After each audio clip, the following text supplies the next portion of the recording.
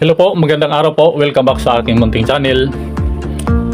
Ngayon po, ano ba ang tamang main breaker sa ating panel distribution box sa ating bahay? Ngayon po, tuturo ko po para doon po sa mga beginners, para po ito sa kanila, doon sa mga magagaling na, pwede po nyo i-skip ito. At ito po ay para lamang doon sa mga beginners katulad ko. Ito pong computation na ito ay para lamang doon sa mga beginners. Maraming salamat po. Ngayon po, ito po yung ating breaker. Ito po yung ating breaker. Ito yung main breaker natin, main.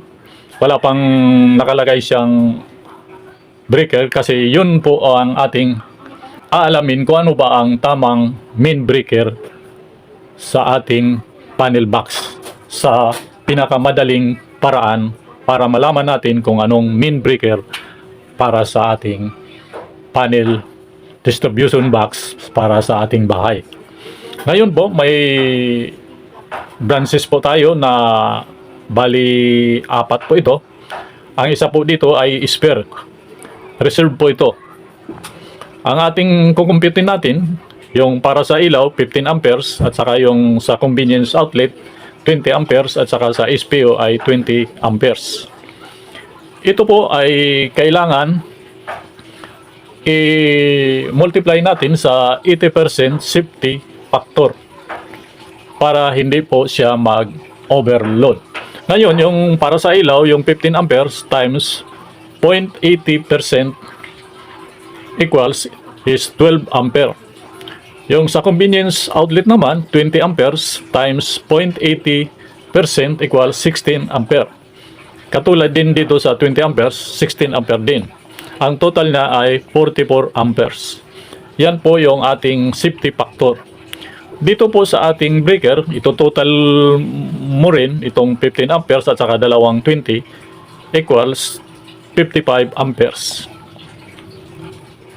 Ngayon, tinimes ko sa 0.80%, ito po ang kinalabasan, yung 44 amperes. Kukunin natin kung ilan bang sa 55 amperes ang lalabas na watts dito.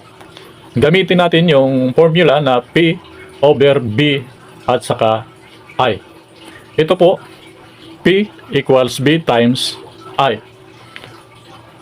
Equals 230, yung volts natin, yun po ang ating ginagamit para sa computation. Ito pong 230 volts, hindi po 220 volts. O hindi naman 220 volts, kaya lang, ang sundin na lang natin yung 230 volts base sa PEC, Philippine Electrical Code. 230 volts times 55 amperes equals 12,650 watts. Yung 12,650 watts, ita-times natin sa 80% safety factor. Ito po, yung multiplier natin, 0.80% equals 10,120 watts. I-multiply natin yung 12,650 times 0.80% equals 10,120 watts. Katulad naman dito sa ating safety factor, itong 44 amperes, P equals B times I, 230 volts times 44 amperes equals 10,120 watts. Tali po sila dito sa ating unang computation at dito sa mayroon ng safety factor na computation. Tali po sila 10,120 watts. Inuulit ko, ito pong tutorial na ito ay para lamang doon sa mga beginners. Yun po. Ito na po yung total watts para sa ating branch na tatlo. Yung mayroon ng safety factor, itong 12 ampere at saka 16 ampere at saka 16 ampere. Tatlong branch. Ngayon, i-multiply natin yung 230 dito sa ating lighting outlet. Yung 230 volts times 12 equals 2,760 watts. Yung para sa ating convenience outlet, yung 16 amperes, ita times din natin sa 230. 230 volts times 16 amperes equals 3,680 watts.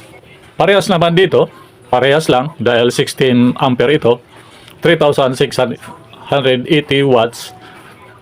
May total po siya na 10,120 watts. Yan po ang pinakamadaling paraan para malaman natin yung main breaker. Ngayon, nakuha na natin yung ating safety factor na 44 amperes. At dito may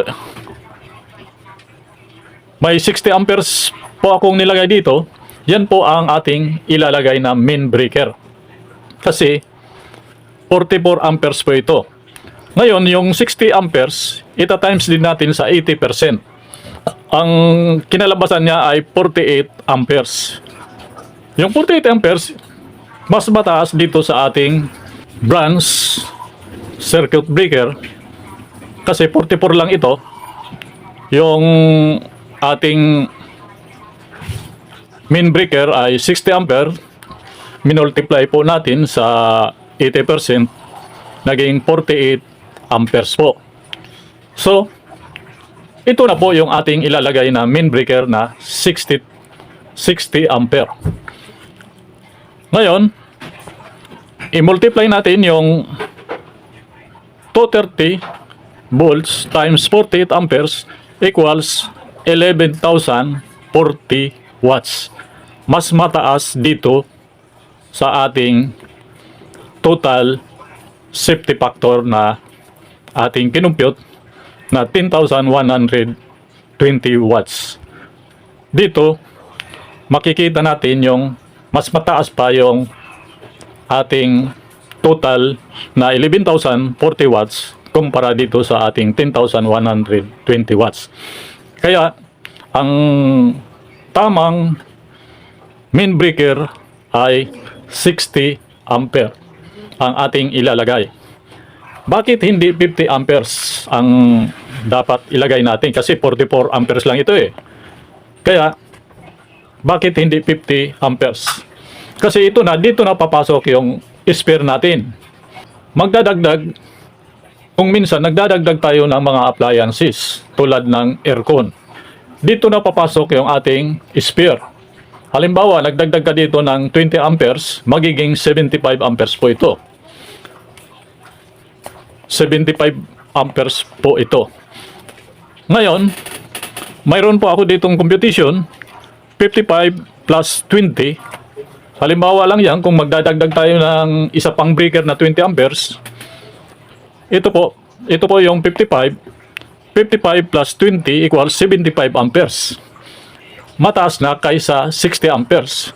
Pero hindi pa natin nababawasan ng safety factor na 80%. Ngayon, yung 75 amperes, i-times natin sa safety factor na 80%. 75 times 0.80% equals 60 ampere. Kaya, pasok pa rin yung 60 ampere na ilalagay natin na main breaker dahil 60 ampere ang kinalabasan ng 80% ng 75 amperes para sa ating main breaker. Kaya, kapag bumili kayo ng panel board, kailangan may medyo malaki.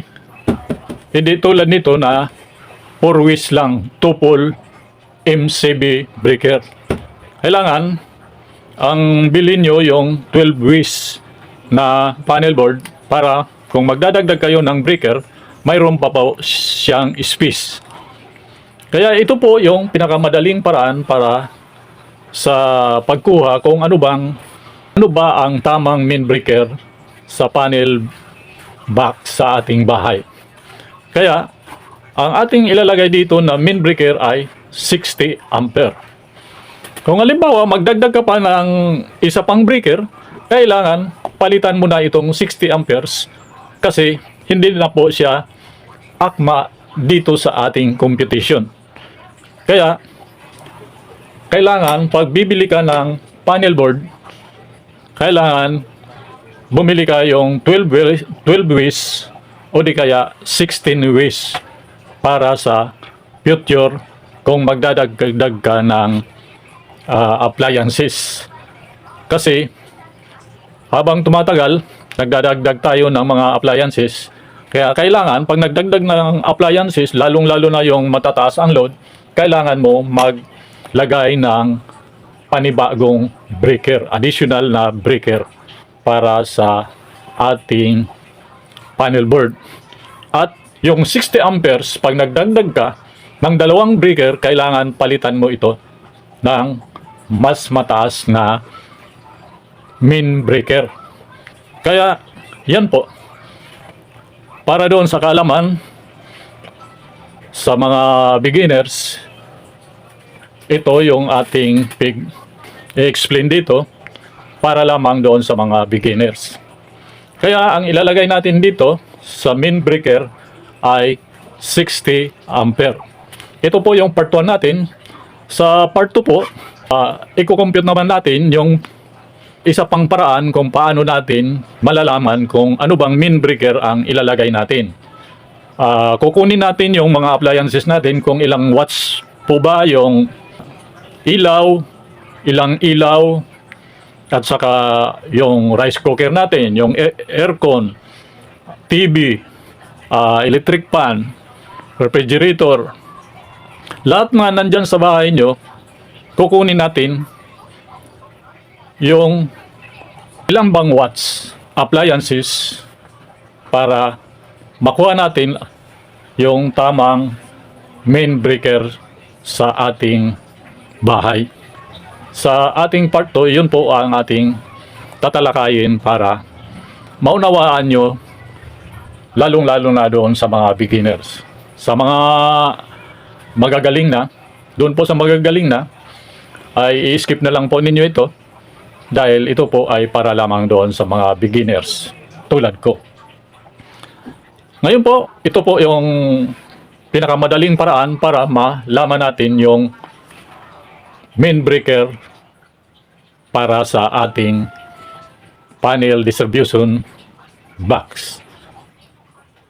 Kaya kailangan pag naglagay kayo ng branches, kailangan maglagay kayo ng spare.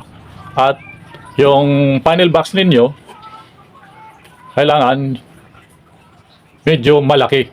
Hindi tulad nito na 4 lang ang laman nito ng MCB breaker 2 pole. Ito po, 4 lang po ang laman nito.